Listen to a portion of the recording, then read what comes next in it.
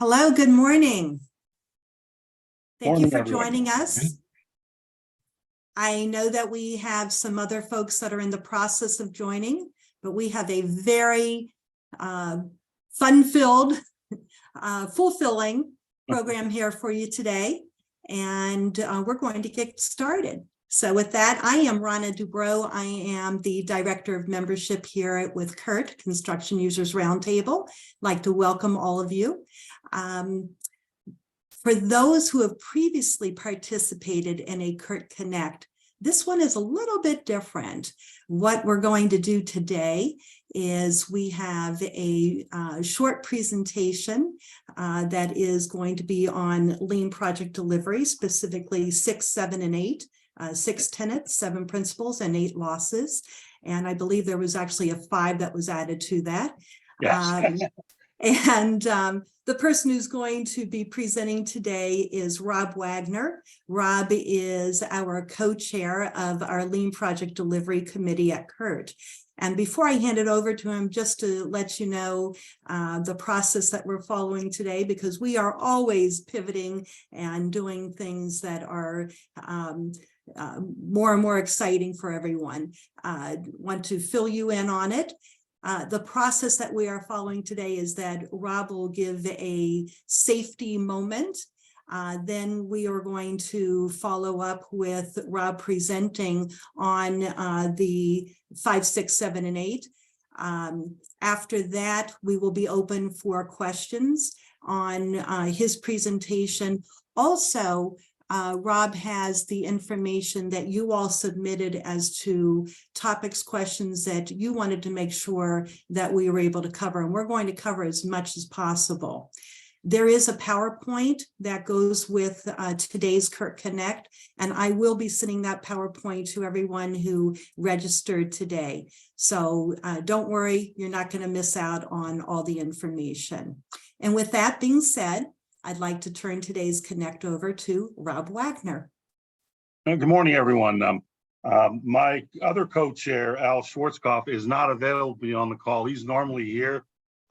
He has, I guess, the luxury of walking his daughter down the aisle, is what I heard. So good for him. I'd rather be there than here too. So, but no, so congratulations to Al and his family, and hopefully we'll see him next time.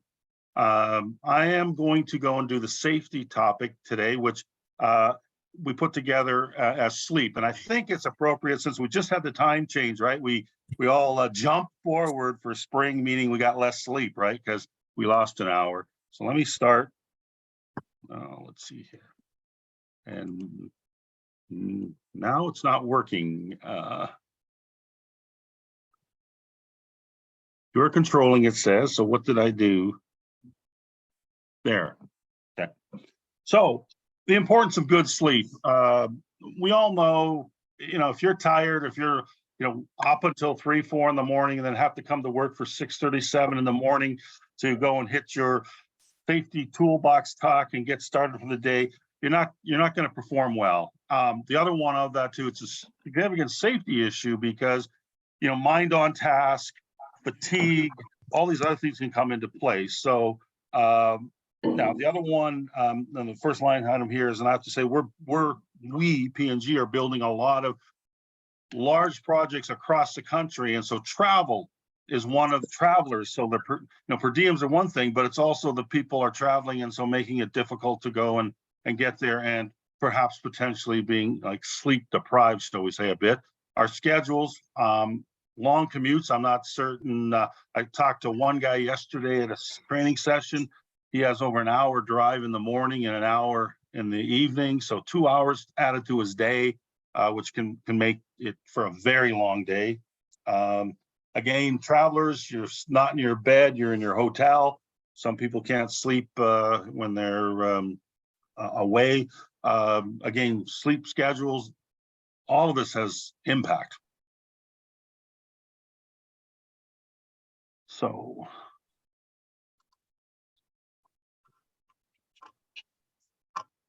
beneficial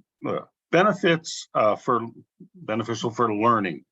We all know, and we talk about schools where they want to make sure that the child that's attending school has appropriate, has eaten a meal, and then also has significant rest.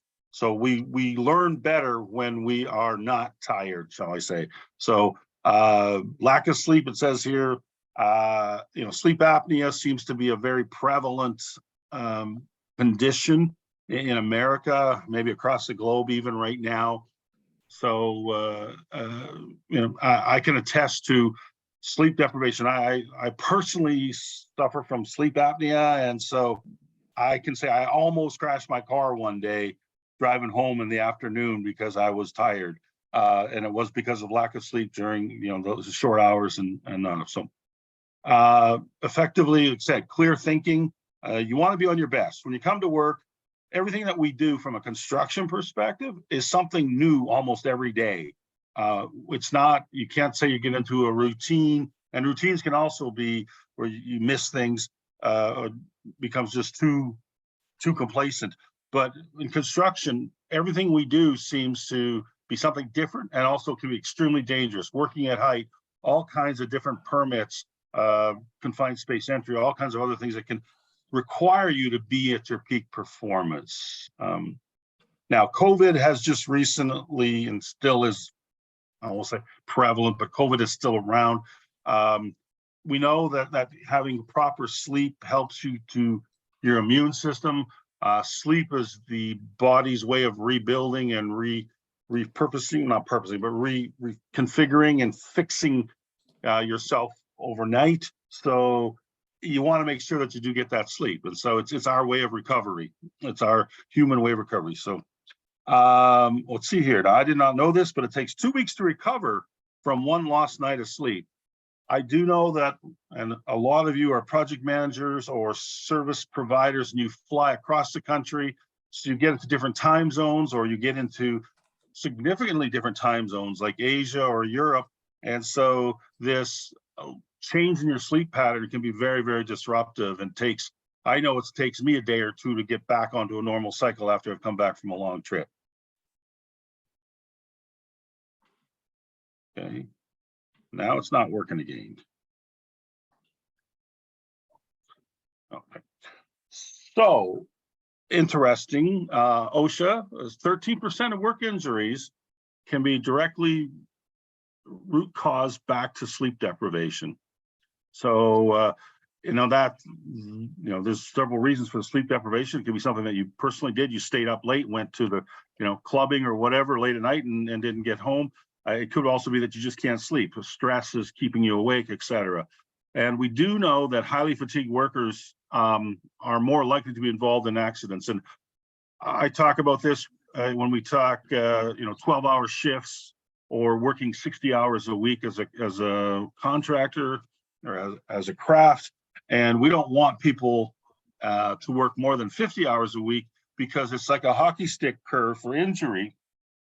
And after 50 hours, it's an extremely steep curve for potential injury. And it's all because of fatigue. So, long hours of work, lack of sleep is tantamount to a disaster. I think from my understanding of my sleep apnea, the doctors say you should have it at least 5 hours of sleep a night.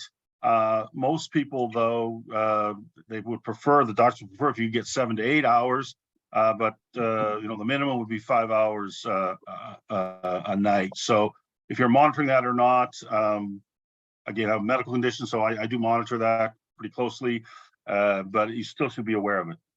Now, some, famous or infamous, I guess is a better way to place it, accidents, the Valdez, everybody knows the oil ship that hit the, I don't think it sank. I think it cut a hole in the side of it, but drained oil onto the coast of Alaska, I believe, all up through on North America. And then Chernobyl, everybody's aware of and my understanding of both those, that it was caused by drowsiness and fatigue, and which, again, if one had taken care of themselves and got the proper amount of sleep, they may not have happened. Can't say that for sure, but it's likely it could have been avoided.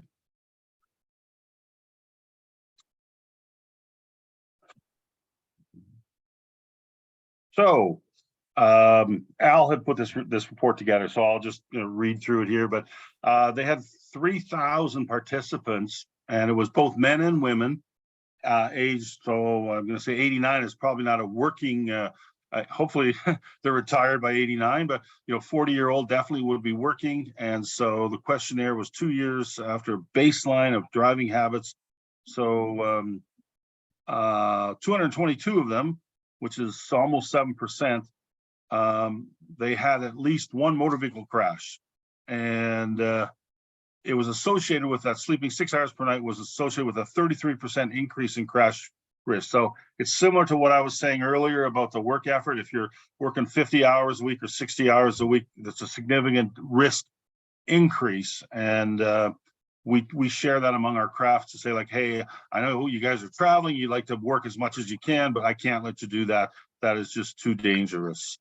So be aware that there are studies that show that sleep deficiency does increase risk. Okay. I'm going to move on. Before I start, what we had talked at the beginning of the year with the committee and our chairs and the members of our first meeting, we said what we're going to do is we are going to do one session of basic Lean IPD. So this may come across as extremely simplistic towards some of you. Some of you may not have heard of it before. I'm not sure. So we said with 1 month, we would do a simplistic Lean IPD, some type of, you want to say, training or understanding. And then the next month, we're going to do something which would be a more advanced topic. Again, we want everyone to enjoy and to participate in. So even if it's an advanced topic, you can still learn something, and you can also network. So it's good, I think, to continue to do it every month. And I don't want to go and turn off the people that are extreme Lean IPD users, and I would rather them, add to the conversation. And so to me, this isn't necessarily a slide presentation directly for training, but it is to go and talk about just Lean in the basic concepts of what Lean does. So I've titled this 5 principles, 6 tenets, 7 practices, and 8 losses. So I'm ready. Okay. So what are the reasons to believe in Lean? I see some people on the call that I know. I'm going to ask, I know Brett is on the call, and not to put him, well, I'm going to put him on the spot, because, like, what are the reasons for us to believe in Lean? And Brett, maybe you could give your 10-second, 15-second perspective.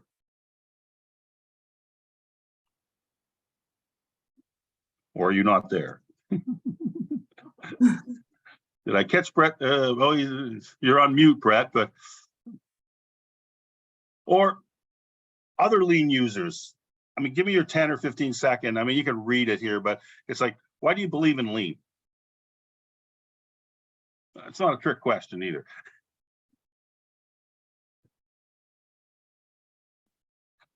This is Klaus. I'll throw one in there. For me, when you see a difference in the experience of the people doing the work, that it becomes less stressful, more controlled, they get more done, they feel better about their day. That's like makes all the difference in the world. Yeah, I second that. This is Greg Fox, Robert. So the culture that's created on especially full Lean IPD projects is a lot healthier and fun to work on than a I agree. Traditional project. People walk away from the project. Wow, and I've had within Procter, I've worked Procter & Gamble. I've had within Procter & Gamble, people say, I don't know why we haven't done this all along. Wow, that was a really good experience. And instead of it being the adversarial, I cut the PO and all of a sudden now it's change management out the yin yang. It is not that way. It is, and the groups walk away relatively happy, and they want to work back. They want to work together again. And Brett was having problems with Zoom, so he was there. He just couldn't respond. So I do want to make, sorry, Brett, for putting you on the spot, and maybe we can figure that, because I was having a hard time on Zoom too, Brett. So trying to talk earlier before the call. Yeah. So I mean, I put a pile of money on this picture here, And I think that's why the majority, I mean, your ROIs, why are we doing things? And it's to, I'll use the word share the wealth. You're leaving money on the table. You don't want to leave money on the table, etc. So there are things, I'm not going to read off of this, but some of the things is we've been talking at Kurt and CII for a long time about construction has zero productivity gains in the past 30 years. Now that may be very stereotype response, but there has not been a whole lot of increases in productivity, and lean has the ability to go and show that. And as Greg said, it ends up that if we work together better, that is a productivity improvement, because you want to, if you're friendly and want to work with the person beside you, you want your electricians, and you're receiving the work from the mechanical group, and you don't want it to be adversarial. I mean, don't put your blinders on. It really is you're working as a team. And I think, again, for me, getting to Lean IPD, respect is the key word that always usually comes out in my mind around Lean, because that's the tenet or the basis of Lean. So, and it all started with the Total Quality Program. I'll go back to, IWS, Integrated Work Systems, the Toyota Way, and all of these it's an evolution, and Lean is part of that. So.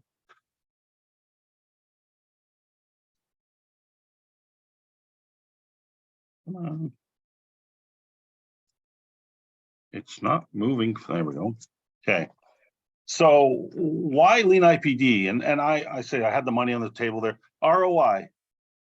Armed leaders, and I'm going to speak from a Procter & Gamble perspective. I mean, they're adopting Lean IPD because they viewed it that it's an improved process, which means an improved process should mean a better rate of return, better productivity.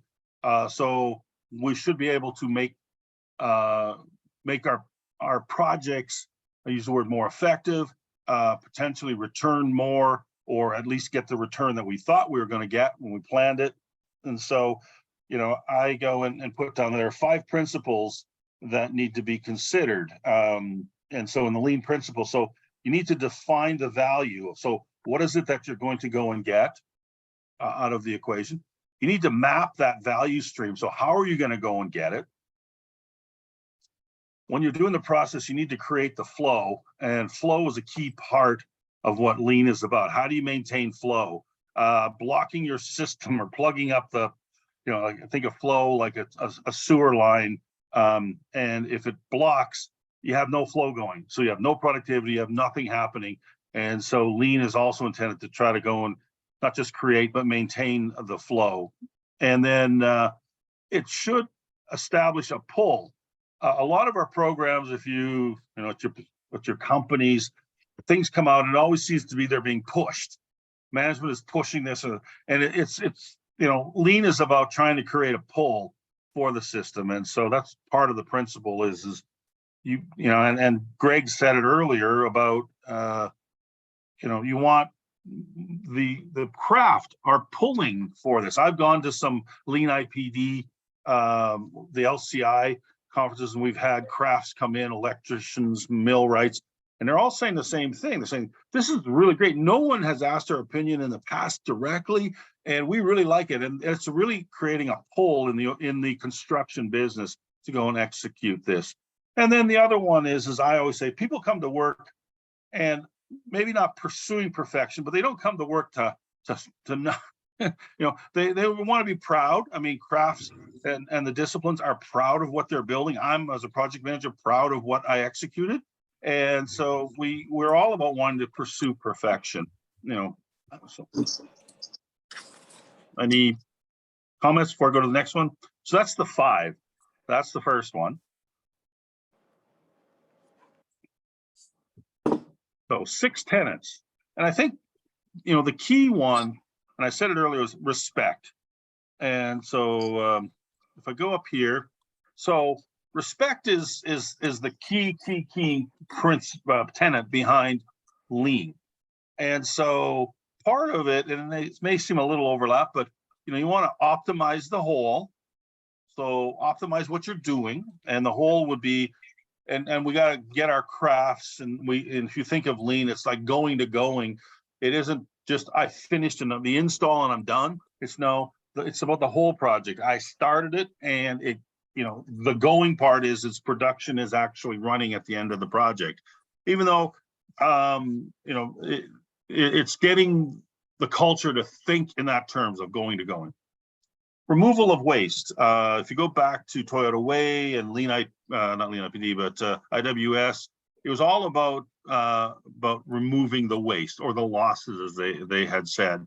And so IWS is operations version, or I should say around Lean IPD is construction's version of what operations does in IWS in a way. So that's something about, so the removal of waste. If we remove waste, we save money.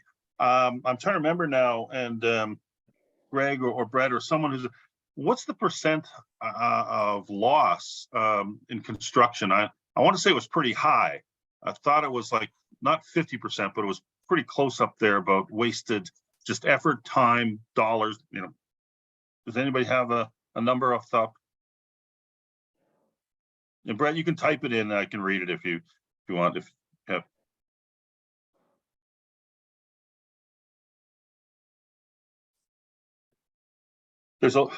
I say that because there's a lot of standing around. I'll get to the 8 losses here in a few minutes, but getting to the point is that we try to remove that waste. And I was surprised when I first heard how much waste there actually is in the overall construction process. Dwell time, wait time, materials missing, just you name it, all kinds of losses. But so you want to focus on this process and flow. I mentioned it earlier in the 5 principles is key to making your project run smoothly is to keep the flow going. And so you don't want to have barriers, you don't want to have roadblocks and hurdles to jump over and create. So you want to keep that process going, and you need to have a flow. And looking at the way that 30% value add in construction, focus on that process. And if you do that and your teams, then you will go and have a much more streamlined schedule. And that is the optimal way.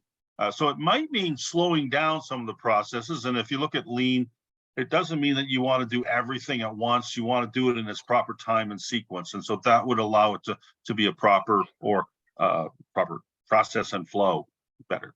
Generation of value. There's a reason why we're doing it. We want to do the value. And so the value can be money, it can be schedule, quality, better quality out of it. And as Greg said, there's some intrinsic. I think having happier craft and happier relationships is a key to me, part of it. A hard one to put dollars on, but it is impactful for certain. People that enjoy working with each other, I think, tend to do a better job. So then finally is continuous improvement. And that's, again, Toyota Way. It's all about plan, do, check, act. We continuously are looking for how we can get better. If you think of the TAC planning and the TAC walks, the intent is as you go through your project, you do the steps, you end up going back and reviewing, and making it better and better as much as you can until you're done the job. Okay. Oh. Going the wrong way. I'm still going the wrong way. Going backwards in time. Don't want to do that. So sounds like losses to me. I know. So we can check there. I'm practicing what I'm not preaching. No. So now I'm going to give the comment. I said, as per P&G, there are more than 7 practices. And if you've read the book, Lean, Better Buildings, or even the Lean, I have it here, right here somewhere, but my Lean book from LCI. I mean, I've seen, I think, at least 23 different practices, or maybe even more. And your company may have looked at Lean and said, well, hey, we're going to do this.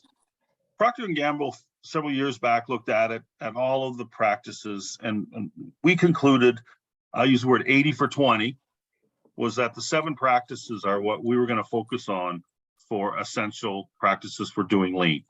So partners, it starts with partner selection. So I'll just, again, a caveat is your company may select different practices. They may include these, may not. I know some companies talk about 9 practices, but I said there's at least, I think I have know of 23, there might be as 30 or more even practices that are all kind of little offsets of each one of these. But we ended up as Procter & Gamble selecting these as our 7 practices. And this is what we have been focusing on. So partner selection is the first one. So who are you going to do business with and how are you going to go and do it? So we partner. We then have collaborative design sessions where we invite not only just design, we invite the crafts, the disciplines in to go and review the process. And then we end up doing like pull planning, and those are tools, but all part of the collaborative design session has a significant number of tools in it. And so by inviting the craft in early, and collaborative design sessions occur up front in the design process, early in the design process, much earlier than construction has ever been involved in the past. So that's why as a construction owner, I like it, because it brings the people that I have to help guide through the project and help to manage the construction organizations, brings them in and they get their opinion. And so the CDSs, to me, are a significant method to bring that dialogue, the alignment of the dialogue. Big room, that's a place where you sit, where you put everything in, all the data is available. And we have each of our, I work in family care, which is Bounty, Sherman, Puffs, and every one of our sites has a big room, and we maintain that. And I know several other OUs, so our Fabric and Home Care, they have it, and others. So we've all focused on making sure we have a big room, and a big room has a bunch of rules, and I don't want to get into all the rules in it, but it is like there's constraints, there's, you know, all kinds of dialogue that happens within the room. You got a 7-day window, you've got a 2-week look ahead, a 6-week planning, and others. So and we use plan anyway. We start with full planning, but then my mind went blank here. But we do a daily update in the big room against the weekly schedule. It might be hidden here, but conditions of satisfaction is on the COS. So what you do is you have all of the people in the room, and I mean, as an owner, I might say, well, my condition of satisfaction is that I want it functional and running on this schedule. It basically is, it's an aligned condition of satisfaction. It's usually can be like 10 different statements that would go and say why the project would be a success. And so you can measure against those as to how successful your project was at the end. Target value design. So basically the cost of the program, the estimated total cost that you expect. There's a bunch of other things that go into that, but basically we're targeting a cost, and it's a collaborative cost where the whole project team, which would be the installer, would be the service organization, and then also the owner would come in and ensure that the price, and we understand what that is. And then there's risk repositories and a whole bunch of other things that go with that, but that's a detail. It's, one of the practices that we use a target value design. And then back in the big room, we use the last planner system during the weekly planning, the 2-week look ahead, 6-week look ahead. And the last planner system allows for the contractor that's doing the work.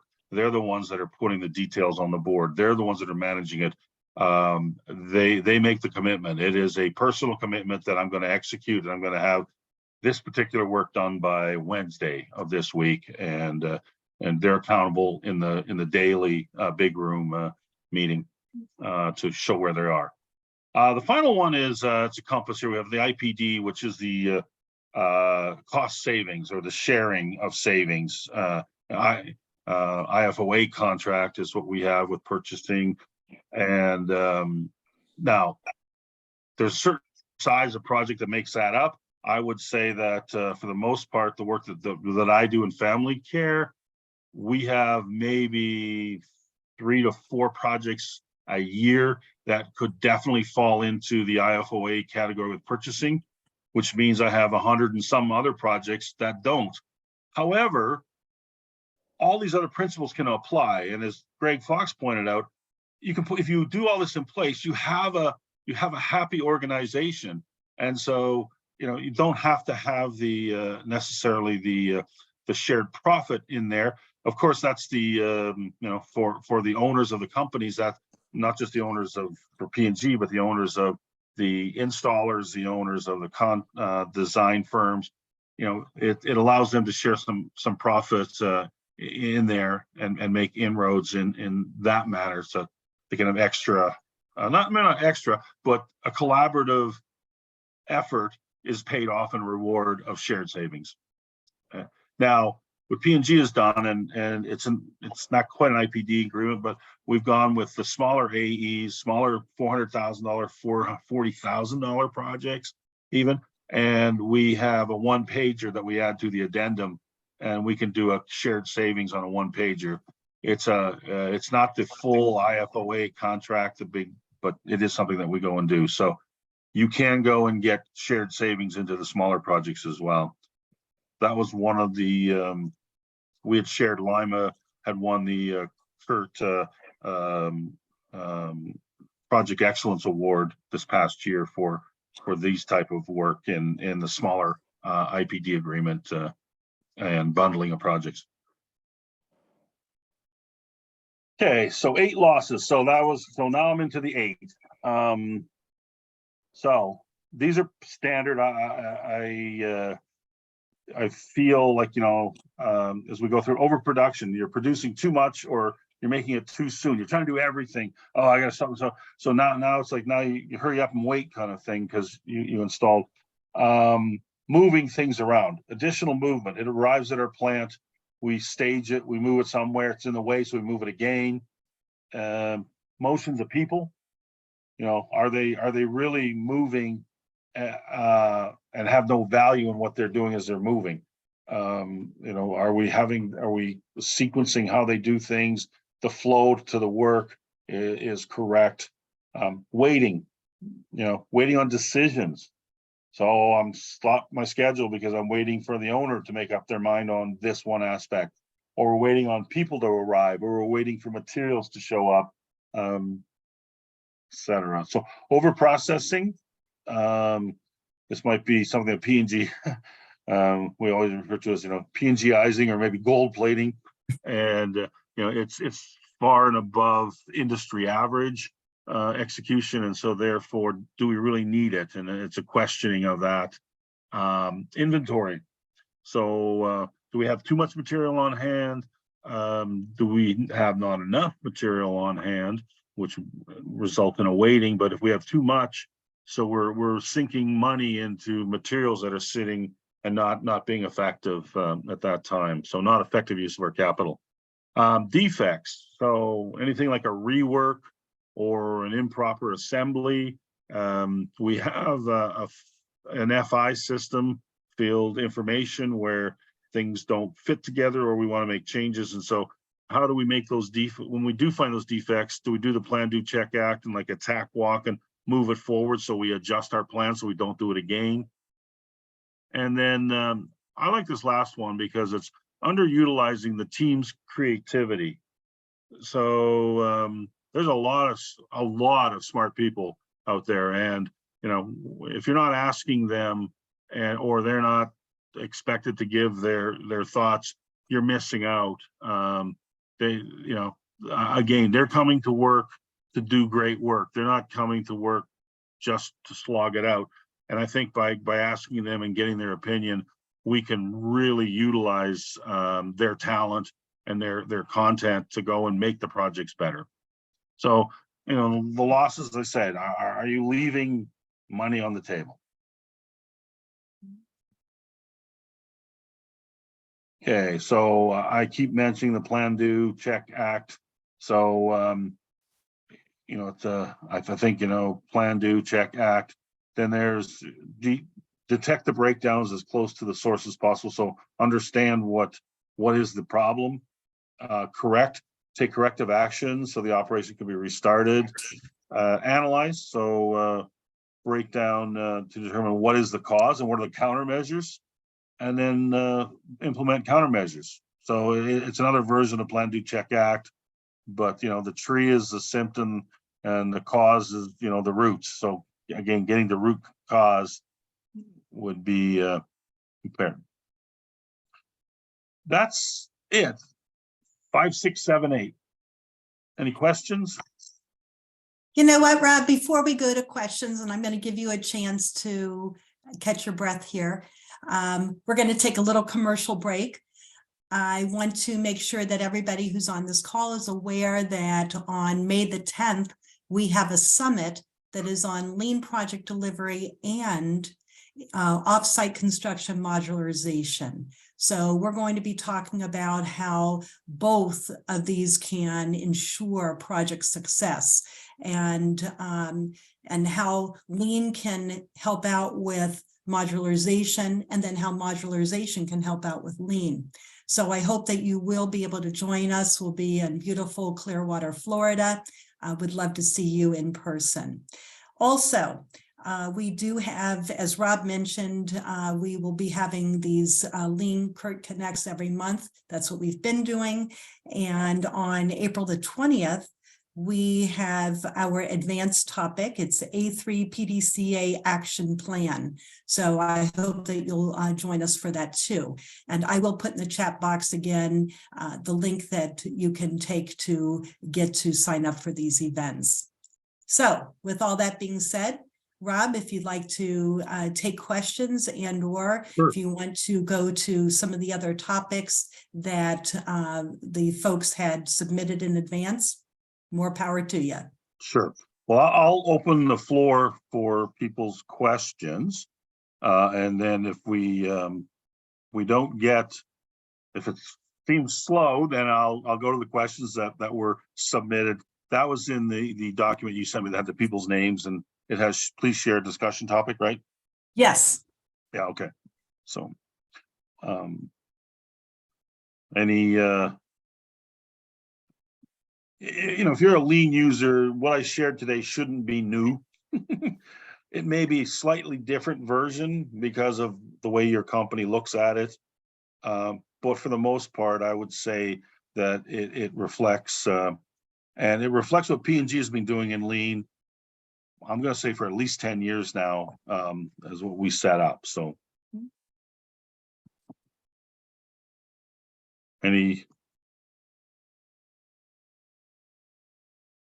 Okay. You're either all on mute or you don't want to talk.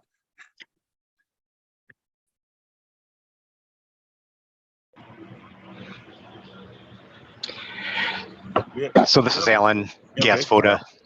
Just to have a question is trying to understand, maybe how you measure some of the success of each of those different, practices to say, yeah, this Right. is something we're going to continue to invest in, and this is why it's one of our 7, and we don't need 23. So what's the experience there? Well, so some of it like big room, and I'll kind of shotgun blast a few. We have like promises kept. Okay, so you're in the big room, and so how many promises were kept? And so you can go and keep track of that.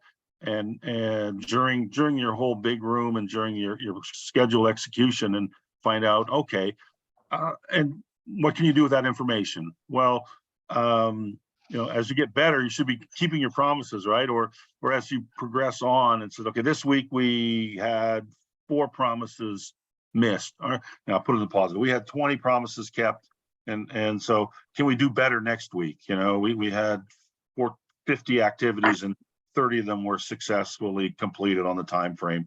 And so what can we do? And you open a dialogue. I mean, again, it's the people in the room care about the project. They're directly the people executing it. And so, that's one. And, we struggle sometimes with the KPIs of what are the performance indexes that we want to go and see. So I understand your question. and it's not easy. I was gonna say, you know, we have also, you can go back to conditions of satisfaction. So now that's probably in the end of the project. Now you could check it during the project to make sure that we are maintaining the conditions of satisfaction. Yes. That's Yeah. both for the owner and all the key stakeholders, right, Robert? I mean, it's really a check back to the senior leaders of all the partners as to, are you on track with Yes. the conditions of satisfaction of what's going to be viewed as successful from a project perspective for all the participants. And I was going to say also on your percent promises kept measure, of course, that's not just a fun measure to go look at and beat people up with, but it can be a bit of a gauge as to whether you're probably on track with your schedule in the field. If you're, you know, way under, or it's a measure of, are you really stretching enough if you're hitting a 90% promises kept week?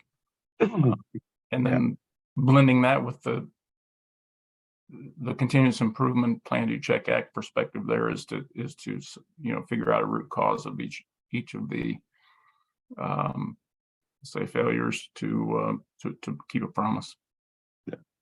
Brett had pinged me here what percent engineering. I mean, we started Lean, remember I started saying saving money. Well, one of the things is that if you have everybody together do a collaborative design, you should be able to streamline your engineering, and you should be able to measure that as to what, and your schedule also, you might be able to, you should be able to look at your schedule and say that by having collaborative design, you know, we had an upfront in the project.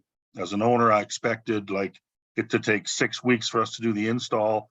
But when we came out of CDS, we ended up actually saying that, you know, we could do it in 4 weeks. So we're, you know, we effectively reduce the schedule. Is that a direct hard savings? No, it's probably considered a soft savings. But you know, the plan would have been, we would have executed with 6 weeks going in, and you know, with through discussion and dialogue with the team, and it shows what the benefit of the team is doing. So anybody have any others? Greg, have you've been doing Lean? Greg Fox, you've been doing it for a while, Lean as well. What, Alan, can you state the question again real quick? I'm sorry. There's a lot of discussion there after the question. Yeah, I think what I was really looking for is we, you know, kind of learned about those 7 practices and kind of how do you understand, you know, which ones are working for you on a particular project and which ones aren't from, you know, from a measurement perspective. So you can get into problem solving then, right? And so obviously it was good to understand the, you know, both the COS and big room references. And so those are the kinds of things I was looking at. Okay, yeah. So a couple things. Number one, on respect for people, one thing we do on most of our projects is we look conditions of satisfaction as a culture survey, and we do at least a monthly survey of, are we hitting on those conditions of satisfaction? And we measure that, right? We do a 1 to 10 or a 1 to 5 type of measure. It's a quick little survey. Maybe you only do a couple a month, not all 8 or 10 or 20 of your conditions of satisfaction. That's one way of like a culture check.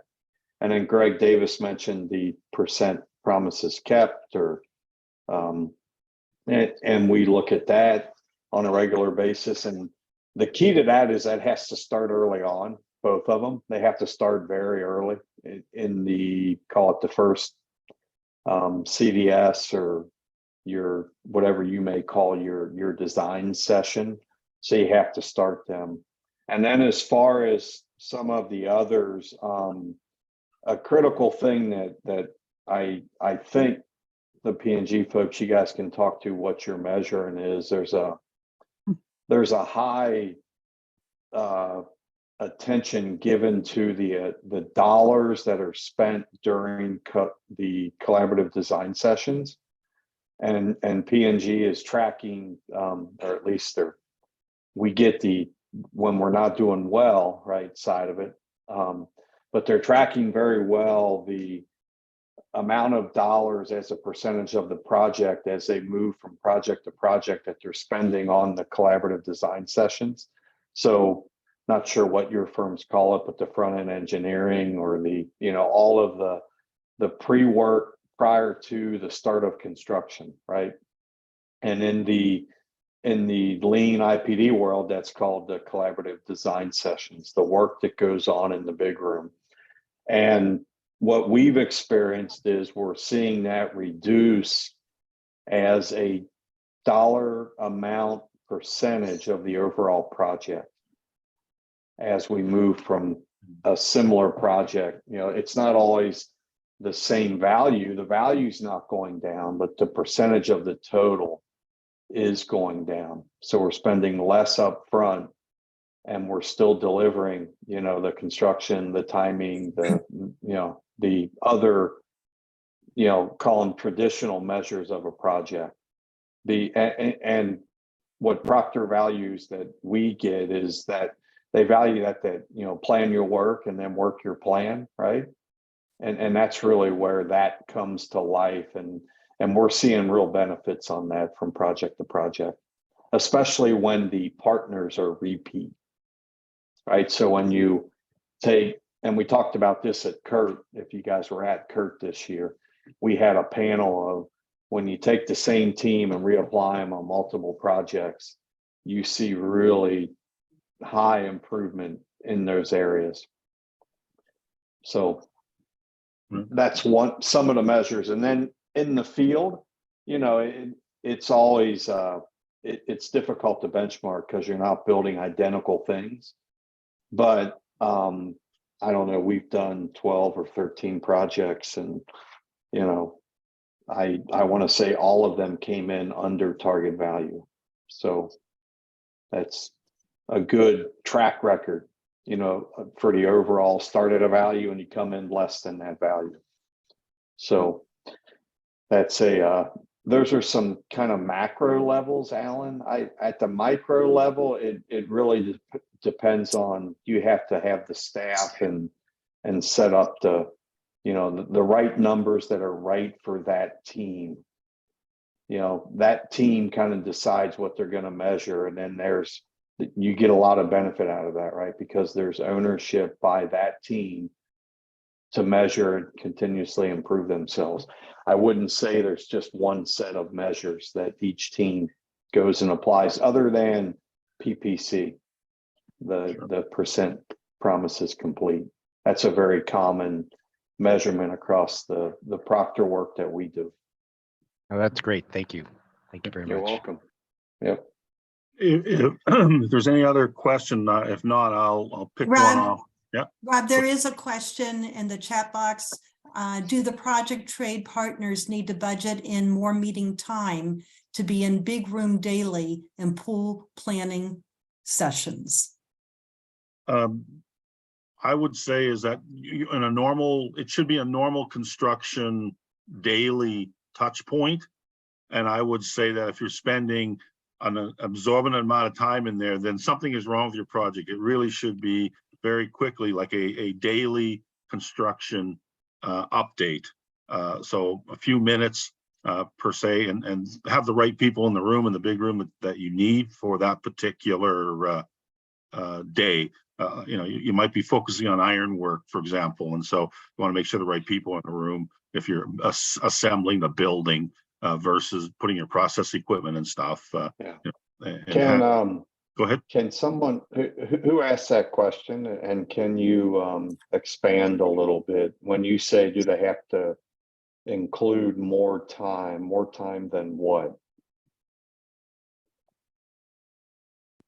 Well, it's sometimes if you got the right people in the room and they're your working foreman, when they're in the room, they're not out in the field working. So Okay. your trade Gotcha. part balance. Yeah. Okay. Great people in there to commit to the work. So the working foreman comes in and says, yep, I'm going to get this wall erected, framed and ready for inspection by Thursday. And meanwhile, he's in there spending time there and not out in the field putting the wall up. I understand. So this is a paradigm shift, Thomas. Thank you for sharing that. This is a major paradigm shift where the trade partners believe that they're going to a meeting and it's going to take away from their ability to be in the field, exactly like you're saying. And it's very, call it unorthodox to what they've been doing for 25 years, right, or 30 years. However, if you, and there are studies on this, if you track the amount of time that supervisors spend coordinating with other trades in the field versus the time they spend for 15 minutes at the daily huddle in the big room to plan your day and to plan the next week when you do your bi-weekly meeting, and to plan the next 2 weeks and to plan the next month, I don't have any scientifically proven data, but all the folks that are doing it, Thomas, say that basically they end up spending less time in firefighting, more time in planning. Therefore, would you rather be planning or firefighting? Some people get a lot of energy out of firefighting, right? I save the day, and a lot of people in our industry actually love that type of chaos, if you will. But if the effort is spent planning versus firefighting, it actually makes your crews more productive. But I understand what you're saying, because it is a major paradigm shift. And a lot of supervisors and superintendents, they don't make the shift just, very swiftly. It's an evolution to believing in planning and not, doing their traditional firefighting every day. So that's the First to see the benefit, right? yeah. I was going to comment on what Greg said, which I think is right on. By having the electrical, the mechanical, the foremans in the room, they can all collaboratively discuss what the issue is. And it's like, okay, so Tuesday, what do I have ready for you Tuesday? And that you have them right there. I won't say they're captured, but they don't have to chase them around the field and try and find them. Everybody's there, and you're focusing on what's working and then over the next few days. It's not, you're talking 6-week planning. That's another, but so you have everybody there, and they can, I use the word, feed off each other. One person has a good idea, but it might end up being that the 2-3 people together make it even better, and they can go and coordinate their work. Versus, like I said, I'm out in the field, I'm by myself, I got to go find the electrical contractor. I'm mechanical, I got to go find the electrical, tell them what we're doing, or find out what we're up to. They're there. It is a common meeting spot with the intent to collaboratively discuss what's going on for the next day or two and week. So, and again, Greg said it's a cultural change. Yep. And it's again, lean IPD is a cultural change, because it's about, everybody seems to then, when they are truly lean, they're embedded in the project. They don't work for BMS or for Valentine. They do, but they're working for the project. And so they're giving their thoughts and everything and expressing, and if they can help, I mean, if, Greg's in the room, Greg Davis is there in the room, and he's, oh yeah, I've done that before. Why don't we try that or look at that? And so you get interjections of conversations from everybody in the room. I see that as positive. Okay, thank you. Thanks. So we have 5 minutes, Ron. I don't know if you want, I could take one more question, or if there's something, another advertisement. I will go ahead and let you look through the list of Okay, so comments that were sent. Okay, so I'm gonna, there's a few, and since this one was about the 5, 6, 7, 8, there's a couple of questions that ask, like, what are the best practices to deal with the waste stream? So the 8 losses, I love to focus on 8 waste losses, and how and what lean tools and how can I address these losses? So take a couple minutes from people to go and give me ideas or what they've done.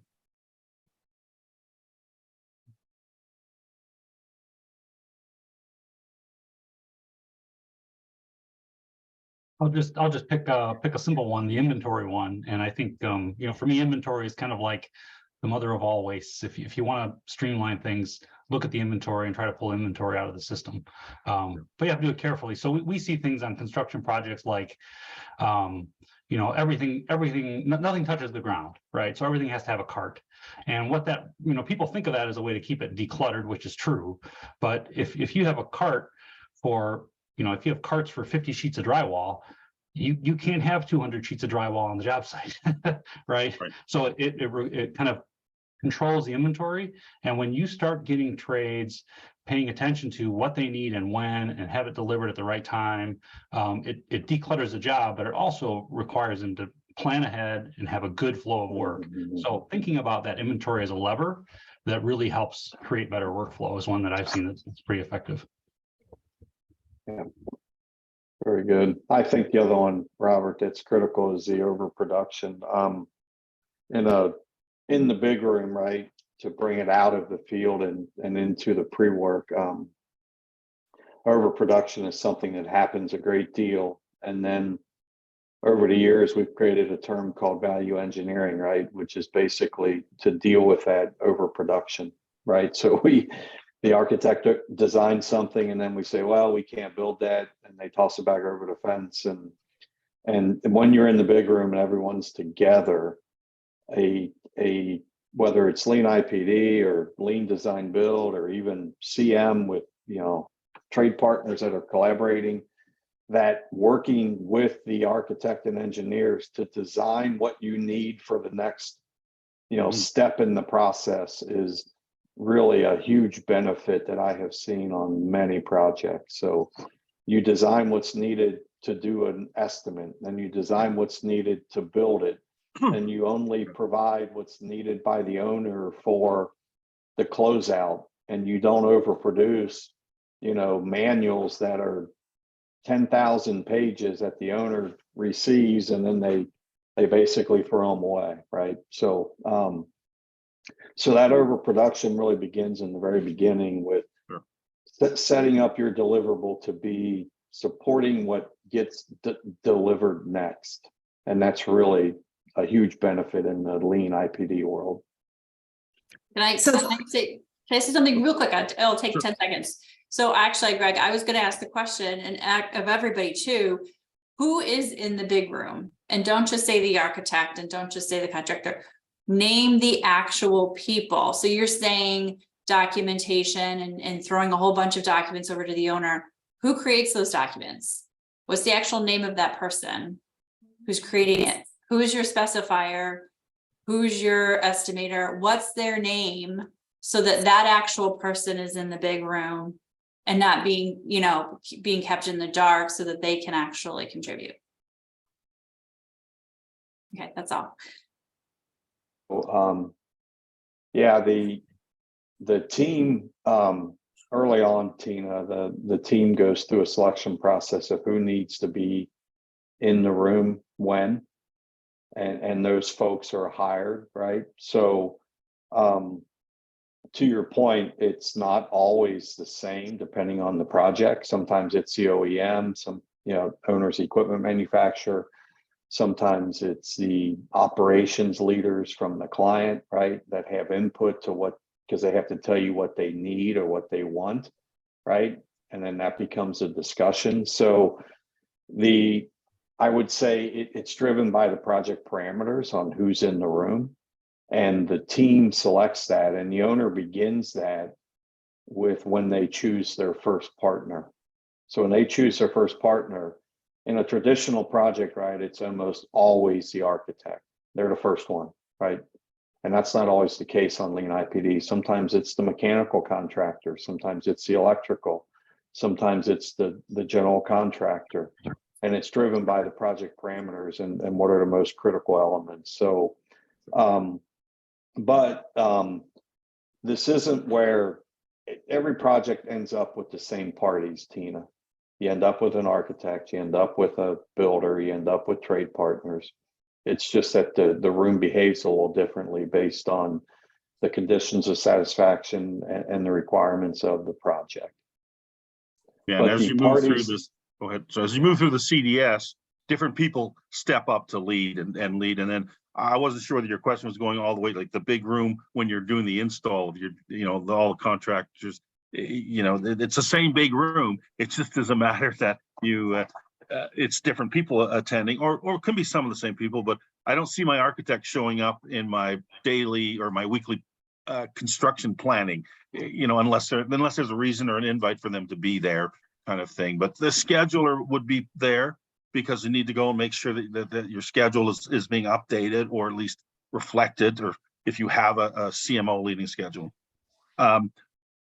Saeed had a comment on the last one about losses, and he said that work permits or not the permitting process, trying to streamline that is critical. And one of the losses that he said, my focus on the loss, and then I'll say that and then be done, is flow. Understanding that as a project manager or as the owner, you need to help the team to maintain flow, and that will help to streamline your losses and reduce them, I should say. So Rana, I think you want to say goodbye, right? Is that what? Yeah, I do. I want to thank everyone for joining today. Thank you, Rob, for putting the presentation together. And we look forward to seeing everyone virtually and in person in the very near future.